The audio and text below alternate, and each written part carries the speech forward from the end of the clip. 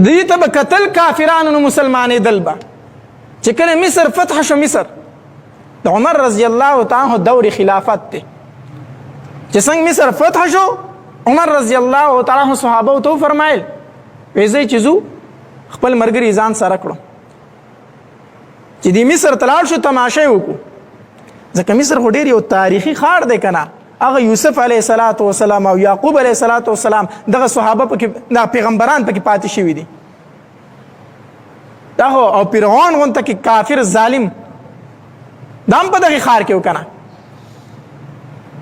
موسی دا عمر رضی الله تعالی عنہ فرمایل وی راځي چې لاړ شو. صحابه ته وی مصر ته ورشو.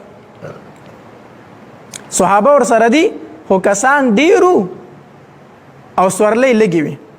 نو عمر رضی الله تعالی عنہ فرمایل وی په یو اوخ باندې دوه تنه بځای، خو طریقه به دا وي سفر لري دی د یو پړاو پورې به یو تن چې هغه حد راورسي بیا به هغه کوشي بل تن به اوخ ته خیږي. په دې طریقه باندې به یو تن به په اوخي بل به موار نیولې.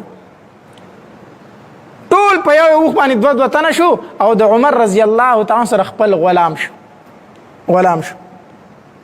عمر رضی الله تعالی په اوخ باندې ناشته او غلام موار نیولې دی روان دي. چې یو پړاو پوره شو عمر ته ودرېګا. چې ودرېدو غلام ته ورخه جو اوخ ته. غلام ورته امیر المؤمنین ما مشرموا ته بادشاہ د مسلمانانو 22 लाख مربع میل په دومره ځمکه باندې ته بادشاہي کوي، تر مسلمانانو خلیفه او زه ستا مزدور یم غلام یم، نو زه به په اوښ بره ناست یم او تا به موار نیولی. ما مه رسوا کوه، ما مه بې عزته کوه. عمر رضی الله تعالی عنہ ته وفرمایل وی انصاف دا دی چې دومره مزل ما وکړو چې دومره مزل ته به هم کوې. زه انسان یم ته انسان، خیر دی کو زه بادشاہ یم او ته مزدوري، خو په انسانیت کې خو یو شان یو که نه. زه انسان یم ته انسان یې. غلام یې اوښ ته ور وخېجه. عمر رضی الله تعالی عنہ د اوښ موار نیولی او روان دي. حتی تر دې پورې چې تلو مصر رانږدې شو. د الله قدرت دا و چې مصر رانږدې شو، لا ننوتې مصر تندي. د عمر رضی الله تعالی عنہ د ناستې نمبر پوره شو. اوس د ناستې د اوښ نمبر به د غلام راځي. چې کله مصر ښار رانږدې شو عمر رضی الله عنه راکوز شو، غلام ته اوښ ته وخېجه. هغه ته امیر المؤمنین د دې ځای پورې مې در سره ومنله خو اخوا نه منم. دا هغه د مصر دروازې ښکاره شوې.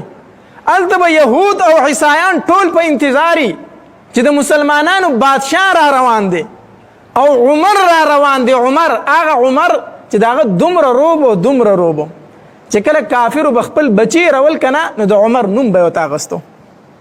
خپل بچي به چې نه وده کېدل او یرول به یې ورته وده شو ګورې عمر راځي. دومره خو د هغه روب. موږ مصر ته روان یو، یهود ښځې او نارینه ټول په انتظار د ستا تماشه به کوي.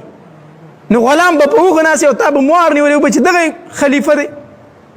صحابه ټول راټول شو. عمر رضی الله عنه داسې مه کوه، خیر دی که ته وایې چې دا غلام به هم په اوښ ځي نو موږ به بل تن پیاده لاړ شو، دی موږ په خپل اوښ د ځان سره کښېنه، خو ته په اوښ کښېنه، ته د اوښ نه ښکته مه ځه. عمر رضی الله عنه وفرمایل وی انصاف دا دی چې زما ملګری دی نو دی به زما په اوښ ځي. زما ملګری دی نو دی به زما په اوښ ځي او زما د پیدل نمبر دی او د اوښ د سورېدو نمبر دی. غلام ته یې ور وخېجه. غلام اوښ ته ور وختو. عمر رضی الله تعالی عنہ د اوښ موار نیولی دی.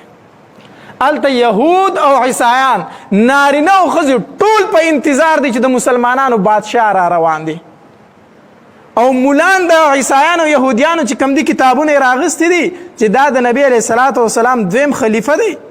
ځکه چې د هغې په کتابونو کې څنګه د نبي علیه الصلاة والسلام صفات ذکر وو، داسې د هغه د خلفاو صفات هم ذکر وو. هغوی کتابونه راغستي دي چې د نبی علیه السلام دویم خلیفه را روان دی. آیا چې په ده کې علامې شته دی او که نشته دی؟ کتابونه یې راغستي. ټول په انتظار دي. عمر رضی الله تعالی عنہ د قافلې سره روان دی.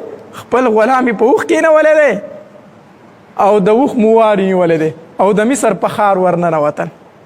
چې د مصر په ښار ورننوتل علما خپل خلکو ته وایي، د یهودو چې کوم علما دي، د عیسایانو چې کوم علما خپلو خلکو ته یې وي دا دروغ دي، دغه پیغمبر هم دروغ و. ځکه چې د هغې پیغمبر د دویم خلیفه چې مونږ کوم صفات بیان کړي هغه په ده کې نشته دی، دا کوم چې په اوښ ناست دی. اوس په اوښ غلام ناست و.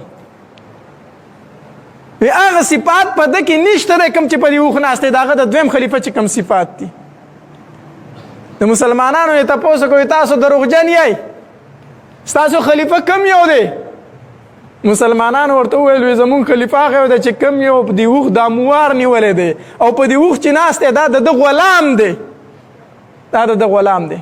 هغوی چې دا خبره واورېده او عمر رضی الله تعالی عنه ته یې وکتل او هغه صفات ټول په هغوی کې موجود وو، نیم په نیمه یهود او عیسایان په دغې موقع مسلمانان شو، صرف د عمر رضی الله تعالی عنه د انصاف او د اخلاقو د وجې.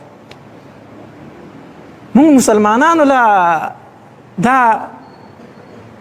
کتل پکار دي، د نبی صلی الله علیه وسلم اخلاق مطالعه کول پکار دي. مونږ مسلمان کو هغه اخلاق شروع کړو کوم چې د صحابه او د نبی علیه الصلاۃ والسلام وو، دا نیم په نیمه کافر به نن مسلمان شي. خو نن د مسلمان اخلاق ته چې کافر ګوري نو هغه د دې مسلمان نه د اسلام نه نفرت پیدا کیږي. دا مسلمان دی، غلا مونږ کو، ډاکه مونږ کو، زنا مونږ کو، رشوت مونږ اخلو، کم ګناه دی چې هغه په مونږ کې موجود نه دی. په کومه خبره باندې به کافر زه مطمئن کوم چې زما دین حق دی؟